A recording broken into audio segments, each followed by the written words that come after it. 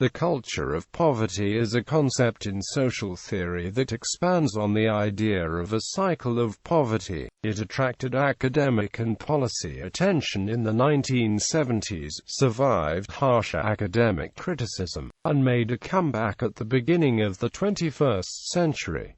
It offers one way to explain why poverty exists despite anti-poverty programs. Critics of the early culture of poverty arguments insist that explanations of poverty must analyze how structural factors interact with and condition individual characteristics. As put by Small, Harding, and Lamont, since human action is both constrained and enabled by the meaning people give to their actions, these dynamics should become central to our understanding of the production and reproduction of poverty and social inequality.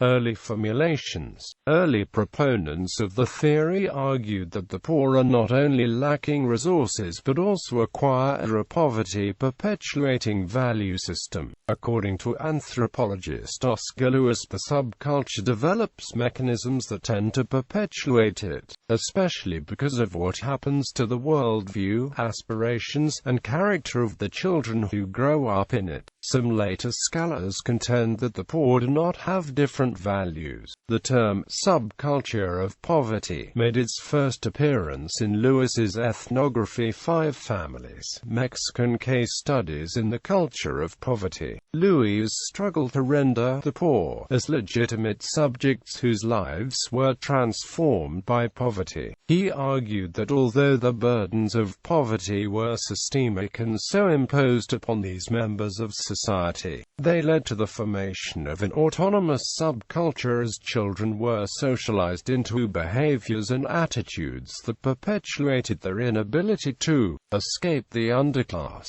Lewis gave 70 characteristics that indicated the presence of the culture of poverty, which he argued was not shared among all of the lower classes. The people in the culture of poverty have a strong feeling of marginality, of helplessness, of dependency, of not belonging. They're like aliens in their own country, convinced that the existing institutions do not serve their interests and needs. Along with this feeling of powerlessness is a widespread feeling of inferiority, of personal unworthiness. This is true of the slum dwellers of Mexico City, who do not constitute a distinct ethnic or racial group and do not suffer from racial discrimination. In the United States, the culture of poverty that exists in the Negroes has the additional disadvantage of perceived racial discrimination. People with a culture of poverty have very little sense of history. They are marginal people who know only their own troubles, their own local conditions, their own neighborhood, their own way of life. Usually, they have neither the knowledge, the vision nor the ideology to see the similarities between the problems and those of others like themselves elsewhere in the world. In other words,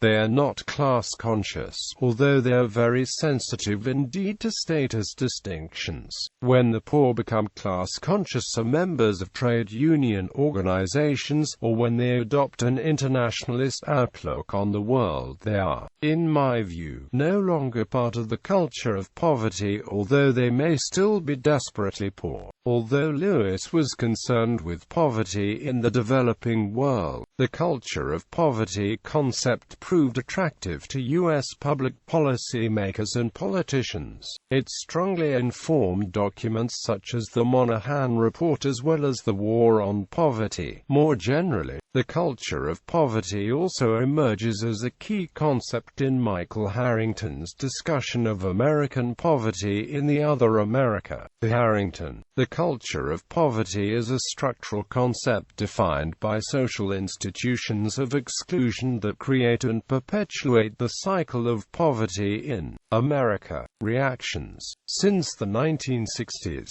critics of culture of poverty explanations for the persistence of the underclasses have attempted to show that real-world data do not fit Lewis's model. In 1974, anthropologist Carol Stack issued a critique of it, calling it fatalistic and noticing the way that that believing in the idea of a culture of poverty does not describe the poor so much as it serves the interests of the rich. She writes, "The culture of poverty, as Hylan Lewis points out, has a fundamental political nature. The ideas matters most to political and scientific groups attempting to rationalize why some Americans have failed to make it in American society. It is," Louis argues, "an idea that people believe, want to believe, and perhaps need to believe. They want to believe that raising the income of the poor would not change the lifestyles of values, but merely funnel greater sums of money into bottomless,